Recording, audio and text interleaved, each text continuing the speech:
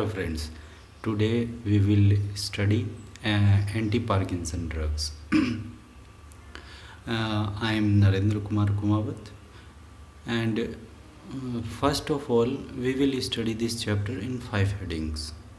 First, about Parkinson disease, about second is what is it, what are the classification of drugs used for Parkinson disease treatment, and third, mechanism of action. Fourth, useful action, that is therapeutic actions, and 5, unuseful actions, that is adverse drug reactions.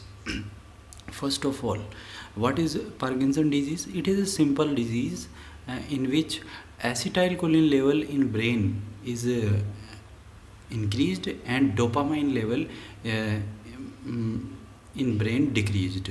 That is imbalance between the dopamine and acetylcholine. In acetylcholine, whenever it increase, or the symptom, what are the symptoms of the Parkinson disease?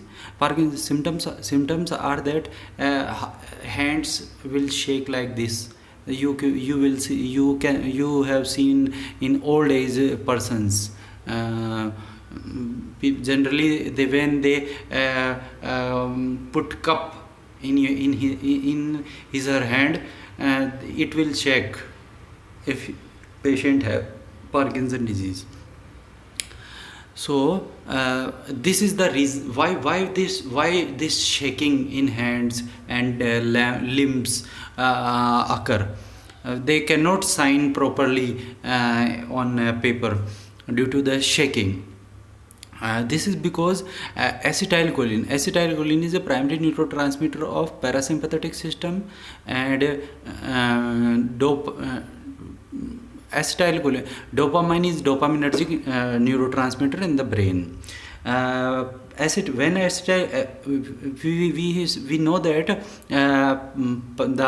in short, parasympathetic system is also defined as rest, digest, and eliminate, while dopaminergic neurotransmitters in short defined as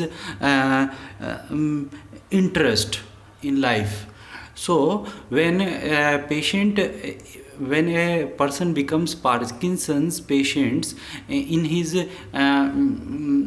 his body highly into the when acetylcholine level increases, his body goes into rest conditions and decreased dopamine level. So his body is not interested to do some job assigned by his brain. Like when a person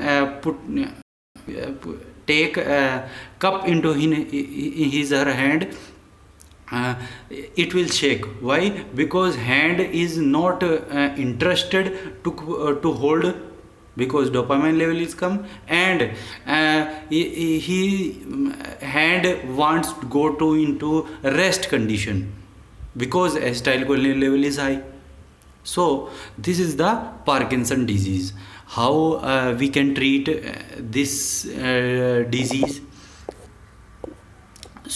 We can treat by 2 methods here I given. First is natural classification, and first is allopathic classification, second is natural classification. First of all, we will study natural classification. As I say that Parkinson is due to the high activity of parasympathetic system and low activity of dopaminergic system.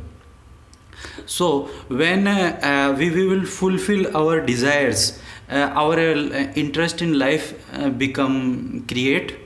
So if a person having Parkinson disease, he do his whatever he want, then it also a little bit or more, or maybe more for treatment of Parkinson, because it ultimately increase the dopamine level if you fulfill desires. Second, if he remain busy, then level will decrease, and and dopamine level not decrease so much. So these two natural methods by which we can at least handle Parkinson patients. And then what are the drugs available in the market? There are the two types of drugs: drugs for dopaminergic system, drugs for cholinergic systems. Here we will study first of all drugs for dopaminergic system. First, drugs precursor for dopamine, there is levodopa. Second, dopamine agonist, rotigotine, pergolide, bromocriptine, ropinirole, or pervidil, or pramipixole. Third, dopamine facilitator, amantadine. Fourth, selective MAO-B inhibitor, salicyline and rasazyline. Fifth, COMT inhibitors. Drugs are tolcapone and tacopone. Sixth, peripheral decarboxylase inhibitors, carbidopa and benzodiazide. Seven, strong inhibitors of dopamine uptake, cocaine, amphetamine.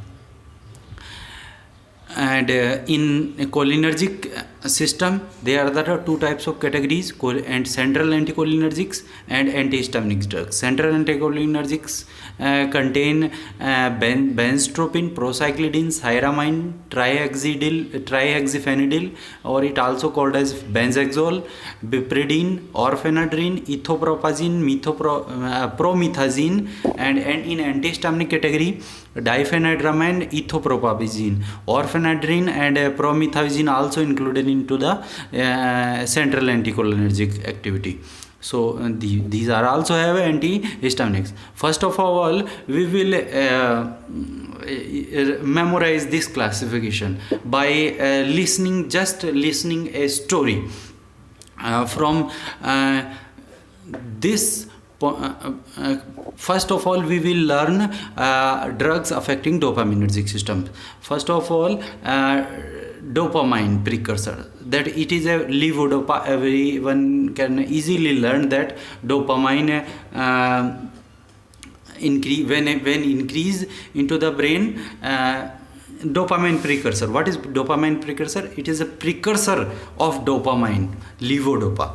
When this drugs goes into the body, it will convert into dopamine. That is it. So it is called as precursor. First of all, from this point, we will study that when people become psychosis, this in drugs used for drugs affecting dopaminergic receptors comes into two chapters. First of all, antipsychotic drugs. Second comes into Parkinson drugs. ऐसा कहते हैं कि जो psycho हो जाते हैं उनको उनमें दम डाल दो, उनका दम निकाल दो. जो साइको हो गए उनका दम निकाल दो, और जो जिनमें दम नहीं है उनमें दम डाल दो. यानी कि पार्किंसन वाले पेशेंट्स में दम नहीं होता क्योंकि हाथ शेक करता है, तो उनमें दम डाल दो. दम मतलब डोपामाइन. तो डोपामाइन के एगोनिस्ट तो आपके यूज़ होते हैं पार्किंसन में, और जिनमें जिन ज़्यादा आ गया, जैसे पागल लोग होते हैं, साइकोस्टिक पेशेंट्स होते हैं, उनमें दम ज़्यादा आ गया तो उनका दम निकाल दो. यानी कि एंटागोनिस्ट देते हैं डोपामाइन के. तो dopamine antagonist are used for antipsychotic drugs and dopamine agonist are used in Parkinson drugs, anti-Parkinson drugs. This is the first of all, dopamine precursor. Dopamine precursor is levodopa. Second is dopamine agonist. In dopamine agonist, we will study that here are 6 drugs. First is rotigotine. तो इसमें हम यूँ कह सकते हैं कि भाई Parkinson हुई हुई दीपा मतलब डोपामाइन को रोटिगोटिन रोटी पर गोल गोल लपेट के, तो परगोलाइड पर मतलब परगोलाइड पर लपेट के और उसको ब्रूम में रोप दिया. रोटी को ब्रूम मतलब झाड़ू पे रोप दिया, और रोपिनिरोल रोप कर, और परी की तरह पेरिविडिल और प्रेमी के साथ पार्किंसन हुई हुई दीपा जाती है। तो प्रामिपिक्जोल, इस तरह से इसको हम याद कर सकते हैं कि रोटी पर गोल लपेट कर ब्रूम में रोप कर परी की तरह प्रेमी के साथ पार्किंसन हुई हुई दीपा जाती है। तो इस तरह से हम याद कर सकते हैं डोपामाइन एगोनिस्ट्स को कि ये रोटिकोटिन, परगोलाइड, ब्रोमोक्रिप्टिन, रोपिनिरोल, पेरिबिडिल और प्रामिपिक्जोल होते हैं। और इनको हम इमेजेस के रूप में देख सकते हैं, रोटी के रूप में परगोलाइड, पर गोल लपेट के, और ब्रोमोक्रिप्टिन ब्रूम की तरह दिखता है, रोपिनिरोल रोपना है ना, और परी मतलब परी, फिर है प्रामिपिक्जोल मतलब प्रेमी। ओके, नेक्स्ट थर्ड कैटेगरी है डोपामाइन फैसिलिटेटर्स। तो देखिए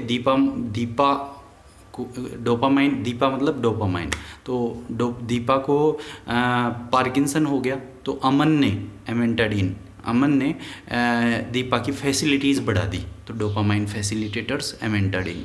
फोर्थ कैटेगरी है कि सेलेक्टिव माओ बी इनहिबिटर्स। तो सेल के अंदर जो रस्सा है, सेल लगी हुई थी, तो वो वहाँ से रस्सा खरीदा, किसके लिए खरीदा? बिल्ली जो म्याऊं म्याऊं करती थी, है ना, माओ बी इनहिबिटर्स, तो बिल्ली को भी पकड़ सके तो रस्से से बांध के, तो सेल से हमने रस्सा खरीदा, बिल्ली जो म्याऊं म्याऊं करती थी उसको पकड़ने के लिए, तो माओ बी इनहिबिटर, सेलिजिनिन, रासाजिलिन। फिर नेक्स्ट है कॉम्ट इनहिबिटर्स, कैटाकोल ऑर्थोमिथाइल ट्रांसफरेज इनहिबिटर्स होते हैं ये।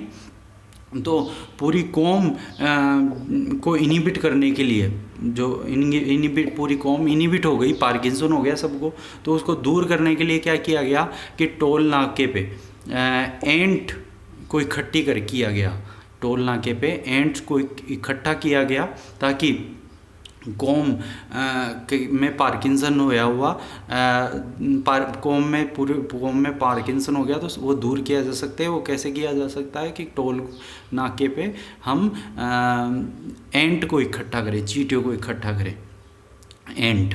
तो ये कहानी है कि भाई कैटाकोल ऑर्थोमिथाइल ट्रांसफरेज को कॉम बोला गया है, टोल का मतलब टोल नाका, और एंटा कैपोन मतलब एंट। फिर है सिक्स्थ नंबर की कैटेगरी पेरिफेरल डीकार्बोक्सिलेज इनहिबिटर्स। तो देखिए पेरिफेरल डीकार्बोक्सिलेज इनहिबिटर्स में ये एक एंजाइम होता है जो कि हमारी पेरिफेरल यानी कि सेंट्रल नर्वस सिस्टम में, और एक होता है पेरिफेरल नर्वस सिस्टम में। तो जो पेरिफेरल नर्वस सिस्टम में मतलब पेरिफेरल के अंदर अगर हम डोपामाइन खाएंगे ओरली, है ना, तो वो पेरिफेरल में पेरिफेरल डीकार्बोक्सिलेज एंजाइम है, ये उस डोपामाइन को ब्रेक कर देगा। ब्रेक करते ही डोपामाइन वहाँ टूट जाएगा, जो आपने जीआईटी के थ्रू खाया है वो ब्रेन तक नहीं पहुँच पाएगा।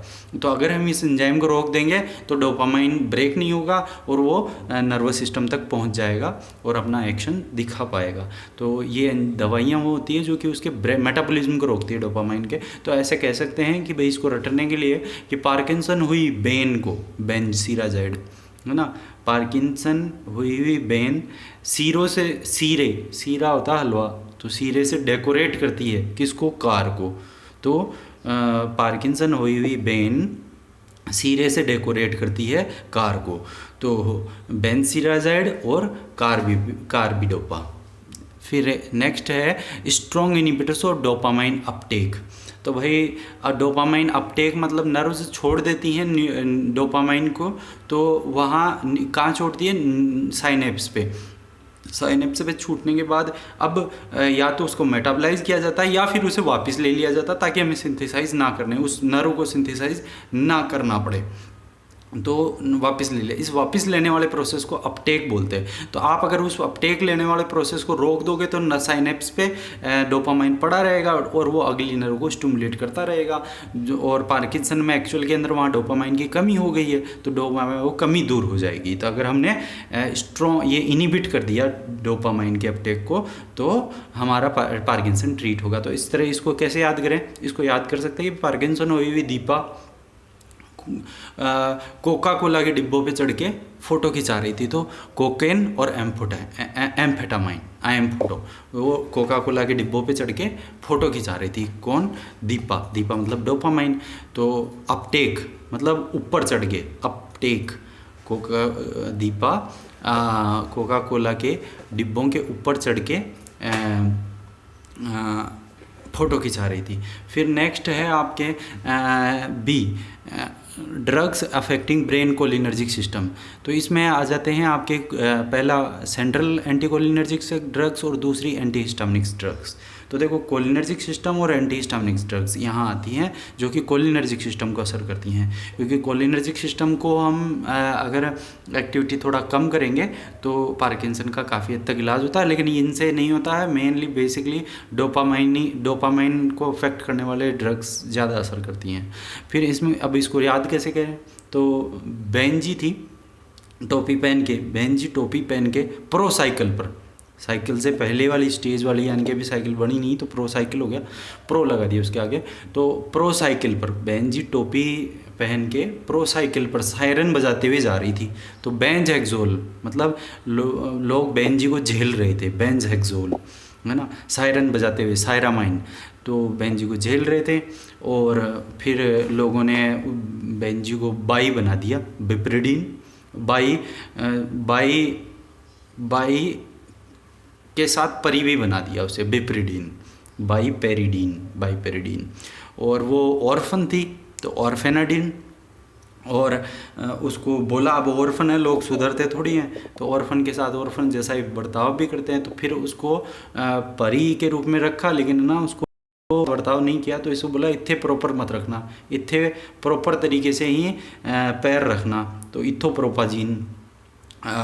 वरना पैरों में जो मीठा खाता हुआ जिन है वो आपका पैर मीठा खाते हुए जिन पर ना पड़ जाए, प्रोमीथाजीन। पैर मीठा, प्रोमीथा, जिन तो प्रोमीथाजीन। वापस कह देते हैं एक बार स्टोरी कि भाई बेंजी टोपी पहन के प्रोसाइकिल से सायरन बजाते हुए जा रही थी, लोग झेल रहे थे बेंजी को, बेंजेक्सोल, और बाई बना दिया उन्होंने परी को। और ऑर्फन थी वो, तो उसको बोला कि ऑर्फेनाड्रिन और इथे प्रॉपर तरीके से पैर रखना, इथोप्रोपाजीन, और क्योंकि पैरों में मीठा खाते हुए आपका पैर जिन पर ना पड़ जाए, प्रोमीथाजीन। फिर नेक्स्ट ड्रग्स, तो एंटीहिस्टामिनिक्स के अंदर आपके आ जाते हैं डाइफेनेड्रामाइन और इथोप्रोपाजीन, ऑर्फेनाड्रिन और प्रोमीथाजीन ऊपर भी आ गए सेंट्रल एंटीकोलिनर्जिक में भी। तो यहाँ दो ही ड्रग को याद करने की कोशिश करेंगे कि भाई दो फैन लगाकर, डाइफेनेड्रामाइन है ना ये, तो दो फैन लगाकर हाइड्रा, पार्किंसन होते हुए भी इथोपिया घूमने चला गया, इथोप्रोपाजीन। तो ये हमने यहाँ कोशिश की है कि क्लासिफिकेशन याद करने की। तो आप अगर इसको किसी को समझ में नहीं आए तो रिवाइंड कर लें वीडियो को और आप इसे देखें। फिर नेक्स्ट कैटेगरी है, हम अब देखेंगे मैकेनिज्म ऑफ एक्शन कि ये दवाइयाँ अब काम कैसे करती हैं। तो देखो ये 4 तरीके से काम करती हैं। पहला, डोपामाइन का लेवल बढ़ा दो ब्रेन के अंदर, तो वो कैसे बढ़ेगा? दूसरा तरीका है कि भाई डोपामाइन के रिसेप्टर्स को एक्टिवेट करो। तीसरा तरीका है कि कोलिनर्जिक एक्टिविटी को कम कर दो। ये 3-4 तरीके हैं कि भाई पहले तो ब्रेन का लेवल बढ़ा दो और फिर रिसेप्टर। अब ये दूसरा और तीसरा पॉइंट पहले पॉइंट का एक हिस्सा है, यूँ कह लीजिए। तो 2 ही तरीके हैं, डोपामाइन का लेवल बढ़ा दो और कोलिनर्जिक एसिटाइलकोलिन लेवल का कम कर दो, डोपामाइन पार्किंसन का ट्रीटमेंट हो जाएगा। तो भाई ब्रेन में डोपामाइन लेवल बढ़ाएं कैसे? तो डोपामाइन के रिलीज़ को इंड्यूस कर दो। तो जो आपने यहाँ देखा कि डोपामाइन इंड्यूसर्स हैं, है ना, डोपामाइन फैसिलिटेटर, ये एक तरीके के इंड्यूसर्स भी होते हैं। दूसरा, बाय इनहिबिटिंग न्यूरोनल रीअपटेक। तो आपने देखा कि रीअपटेक इनहिबिटर्स होते हैं ये लास्ट 7 नंबर का पॉइंट। फिर नेक्स्ट है आपका कि भाई बाय इनहिबिटिंग डोपामाइन मेटाबॉलिज्म। तो माओ भी इनहिबिटर्स होते ही हैं कि ये मेटाबॉलिज्म को रोक देते हैं। फिर है एक्टिवेशन ऑफ डोपामाइन रिसेप्टर्स। तो 2 तरह के रिसेप्टर्स होते हैं, 2 नंबर का पॉइंट और 3 नंबर का पॉइंट इसमें आएगा। तो D1 dopaminergic receptors D1 type के डोपामिनर्जिक रिसेप्टर को और D2 टाइप के डोपामिनर्जिक रिसेप्टर को एक्टिवेट करते हो। तो D1 जब भी एक्टिव होगा तो सेल का साइक्लिक AMP लेवल बढ़ जाएगा, क्योंकि ये GS प्रोटीन टाइप का प्रोटीन कपल्ड रिसेप्टर है, और साइक्लिक AMP का लेवल बढ़ जाएगा और इस तरह से बायोलॉजिकल रिस्पॉन्स भी बढ़ जाएगा सेल का।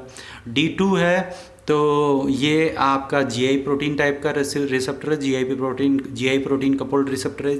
तो ये आपकी सेल के अंदर साइक्लिक AMP का लेवल बढ़ जाएगा। साइक्लिक AMP मतलब एनर्जी मॉलिक्यूल, तो एनर्जी लेवल कम हो गया तो बायोलॉजिकल रिस्पॉन्स भी कम हो जाएगा उस पर्टिकुलर सेल का जिसके अंदर ये हो रहा है। यहाँ normally cell nerve cell consider की जा रही है। तो ये जो यहाँ जो D1 है और D2 रिसेप्टर है, तो डोपामाइन एगोनिस्ट्स हैं वो इन्हीं पर कंबाइंडली एक्शन करते हैं। चौथा जो मेथड है कि एक्साइटेटरी एक्टिविटी को कम कर दिया जाए, तो बाय रिस्टोरिंग डोपामिनर्जिक और कोलिनर्जिक बैलेंस को रीस्टोर करके हम कोलिनर्जिक एक्साइटेटरी एक्टिविटी को कम करते हैं, एंटी कोलिनर्जिक ड्रग्स देकर काम करते हैं। और इस तरह, और ये एरिया होता है ब्रेन का स्ट्रेटम, उस एरिया के अंदर हम कोलिनर्जिक एक्टिविटी को कम करते हैं। नेक्स्ट देखते हैं कि भाई अभी तक अपन ने देखा कि भाई क्लासिफिकेशन क्या होता है, पार्किंसन क्या होता है, मैकेनिज्म ऑफ एक्शन क्या होता है। अब हमें इसके यूज़ क्या हैं, यूज़ लिखने होंगे। तो थेराप्टिक एक्शंस क्या हैं इन दवाइयों के, तो ये सभी दवाइयाँ, पहला यूज़ हम यही लिखते हैं चैप्टर का नाम। तो सभी दवाइयाँ पार्किंसन डिजीज़ में काम में ली जाती हैं और ये दो तरीके से काम करती हैं, डोपामाइन की एक्टिविटी को बढ़ाती हैं और कोलिनर्जिक एक्टिविटी को कम करती हैं। दूसरा तरीका है कि भाई इनके जो मेटाबॉलिज्म इनहिबिटर यानी कि माओ इनहिबिटर्स हैं वो दवाइयाँ आपके डिजीज़ के प्रोग्रेशन को रोकने में काम में ली जाती हैं, यानी कि प्रोग्रेस ना हो, डिजीज़ आगे ना बढ़े, और ये उसको प्रोग्रेशन को डिक्रीज़ करने में और डोपामाइन के और डोपामाइन एगोनिस्ट्स के इफ़ेक्ट को बढ़ाने में काम में लिए जाते हैं माओ बी इनहिबिटर्स। क्योंकि डोपामाइन और डोपामाइन एगोनिस्ट्स ये इनका एक्शन कब बढ़ पाएगा, जब इनका मेटाबॉलिज्म नहीं होगा, और इनका मेटाबॉलिज्म कौन रोकेगा, माओ बी इनहिबिटर्स। तो इनके मेटाबॉलिज्म नहीं होगा तो एक्शन अच्छे से दिखा पाएंगे। रोपिनेरोल ये रेस्टलेस लेग सिंड्रोम में काम में लिया जाता है। चौथा है एमेंटाडीन एक एंटीवायरल ड्रग भी होती है और एंटीकोलिनर्जिक और एंटी ग्लूटामिनर्जिक एक्टिविटी भी होती है, इसमें NMDA इनहिबिटरी एक्टिविटी भी होती है। पांचवा जो यूज़ है इन दवाइयों का वो है कि ये सभी दवाइयाँ ये इसमें से जो एंटीकोलिनर्जिक ड्रग्स है सेंट्रल, ये ड्रग ऑफ चॉइस होती है पार्किंसन के अंदर, कि हमारे कई ड्रग्स हैं जो पार्किंसन प्रोड्यूस करती हैं, जिनमें से जैसे एंटीसाइकोटिक ड्रग्स हैं। तो एंटीसाइकोटिक सारी की सारी दवाइयाँ पार्किंसन प्रोड्यूस करती हैं, इनका साइड इफ़ेक्ट है कि भाई एंटीसाइकोटिक ड्रग्स पार्किंसन क्रिएट करती हैं, तो इनका इलाज सेंट्रल एंटीकोलिनर्जिक ड्रग्स देकर किया जाता है। ऐसे मीटोक्लोप्रामाइड है, तो ये भी एक तरीके का पार्किंसन प्रोड्यूस करती है ये दवाई भी। नेक्स्ट हम देखते हैं कि भाई इन दवाइयों के हमने अभी यूज़ देखे, साइड इफ़ेक्ट। तो साइड इफ़ेक्ट में यहाँ लीवोडोपा पे शॉर्ट नोट भी आता है, काफ़ी इम्पोर्टेंट भी रहता है, तो हम उसी पे डिस्कस करने की कोशिश करेंगे। इसमें से है कि भाई जो पहला लीवोडोपा है वो पोस्चुरल हाइपोटेंशन, यानी कि जैसे अगर आप बैठे हैं एकदम से खड़े हो जाएं, यानी कि अपना पोस्चर चेंज कर लें तो आपका BP लो हो जाएगा, इसे बोलते हैं पोस्चुरल हाइपोटेंशन। ये ज़्यादा पाया जाएगा उन पेशेंट्स में जो लीवोडोपा कंज्यूम कर रहे हैं, तो अचानक बैठते ही वो गिर भी सकते हैं due to the postural hypotension. फिर अरिदमिया, तो इन पेशेंट्स की रिदम, जो हार्ट की रिदम है वो थोड़ी डिस्टर्ब रहती है, तो उसे अरिदमिया कंडीशंस नॉर्मली इनके अंदर पाई जाती है जो लीवोडोपा कंज्यूम करते हैं। नाउजिया और वोमिटिंग नाउजिया और वोमिटिंग, तो इनका साइड इफ़ेक्ट होता है नाउजिया और वोमिटिंग। जैसे आप कोई इंटरेस्टिंग वाली चीज़ देखेंगे तो वहाँ नाउजिया और वोमिटिंग होगा। जैसे कि कुछ बुरी घटना घट रही होती है तो हमारा इंटरेस्ट उसी पे चला जाता है। तो आपने देखा होगा कि कोई किसी बुरी चीज़ को सोच के उल्टी आती है हमें, तो इसीलिए आती है क्योंकि हमारा पूरा का पूरा कंसंट्रेशन उस बुरी चीज़ पे चला गया है। नॉर्मली जैसे कोई कट गया हो ट्रेन के आके या कैसे भी, तो उस कंडीशंस के अंदर हमारा पूरा फोकस वहीं चला जाएगा, इससे अटेंशन वहाँ हो गया, यानी कि डोपामाइन लेवल वहाँ बढ़ गया, जब भी डोपामाइन बढ़ेगा तो नाउजिया वोमिटिंग होगा। ऐसे केस में अपन इलाज के लिए डोमपेरिडोन दिया जाता है, ना कि मीटोक्लोप्रामाइड, ठीक है। तो क्योंकि मीटोक्लोप्रामाइड ये पार्किंसन क्रिएट करता है। तो फिर है कि अगर लॉन्ग टर्म का आपने अगर लॉन्ग टर्म रूप में इस लीवोडोपा को कंज्यूम किया है तो एक वियरिंग ऑफ फिनोमिना होता है और एक ऑन ऑफ फिनोमिना होता है। तो वियरिंग ऑफ तो एक तरीके का फिनोमिना हो गया कि आपके जब डोपामाइन यूज़ कर रहे हो तो उसके सिम्टम्स कम ज़्यादा फ्लक्चुएट करते हैं। लेकिन अगर वही फ्लक्चुएशन बढ़ जाए तो यानी कि कभी तो सिम्टम बिल्कुल नहीं आते पार्किंसन के और कभी सिम्टम फुल्ली आ जाते हैं, यानी कि ऑन ऑफ इफेक्ट अगर देखने को मिलता है। तो ये दो तरह के साइड इफ़ेक्ट होते हैं पार्किंसन के वाले पेशेंट्स के अंदर। फिर नेक्स्ट है एबनॉर्मल कोरिफॉर्म मूवमेंट्स ऑफ लिम्स यानी हाथ और पैर, और ट्रंक यानी कि गर्दन, और टंग यानी जीभ। तो ऑब्वियस बात है कि जो इनकी मोमेंट है वो पूरी डिस्टर्ब हो जाए। डिस्टर्ब कोरिफॉर्म का मतलब होता है ऐसे कपकपी वाली, तो वो मोमेंट एबनॉर्मल मोमेंट, वो पार्किंसन में हम उसी को ठीक करने के लिए ये दवाई दे रहे हैं, लेकिन है ना इनका अलग से मोमेंट होता है। ये आपकी मोमेंट को लिम्स आपके कंट्रोल में रहती, जैसे सुन्न हो गया हो उस कंडीशंस में ये इस तरह से देता, आपसे बोला नहीं जाता टंग पे अगर मोमेंट डिस्टर्ब आती है। तो बूढ़े लोगों में, बुज़ुर्ग लोगों में, एल्डरली पेशेंट्स में डोपामाइन हेल्यूसिनेशंस करता है, विविड ड्रीम्स, अलग अलग सपने, बुरे सपने आते हैं, स्लीप डिस्टर्बेंस आता है, साइकोसिस वाली कंडीशन हो जाती है, क्योंकि डोपामाइन का साइड इफ़ेक्ट है। इन सभी दवाइयों का साइड इफ़ेक्ट है कि ये साइकोसिस प्रोड्यूस करेंगी। तो इट कॉज मिड्रियासिस, तो मिड्रियासिस भी कॉज करते हैं। मिड्रियासिस और मियोसिस मतलब जिसकी स्पेलिंग बड़ी मतलब ये आँख की पुतली को बड़ा करेगा, तो मिड्रियासिस आँख की प्यूपिल को बड़ा कर देगा, मियोसिस मतलब छोटा करेगा, यहाँ मिड्रियासिस है। It is Contra indicated with vitamin B6, तो B6 के साथ एक कॉन्ट्रा इंडिकेटेड है क्योंकि ये B6 के विटामिन B6 जो कि राइबोफ्लेविन होता है, तो उसकी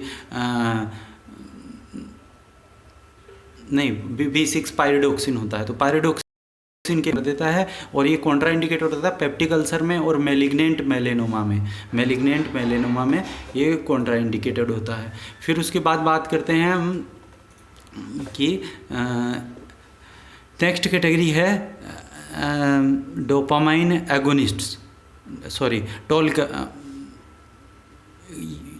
मैलिग्नेंट मेलेनोमा होता है, कैंसर होता है, ये मैलिग्नेंट मतलब कैंसर होता है।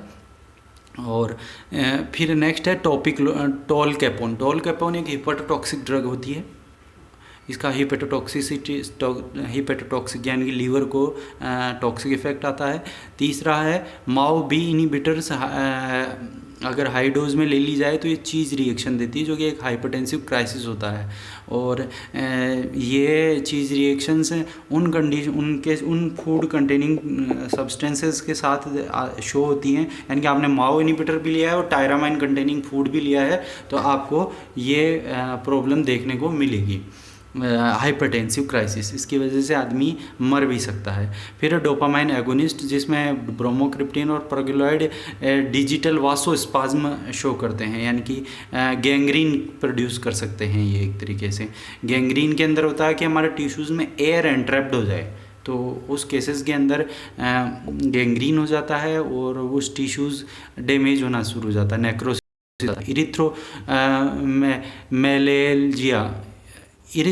इरिथ्रोमेलेल्जिया है, तो ये एक्चुअल में रेड बर्निंग पेंसेशंस होता है और फाइब्रोसिस होता है, कि यानी कि आपके टिश्यूज़ के अंदर फाइब्रस टिश्यूज़ का कंसंट्रेशन बढ़ जाए तो वो आपकी मूवमेंट को डिस्टर्ब कर देगा। फिर लॉन्ग टर्म यूज़ किया जाए परगोलाइड को तो ये आपके वेस्कुलर डिफेक्ट्स प्रोड्यूस करता है।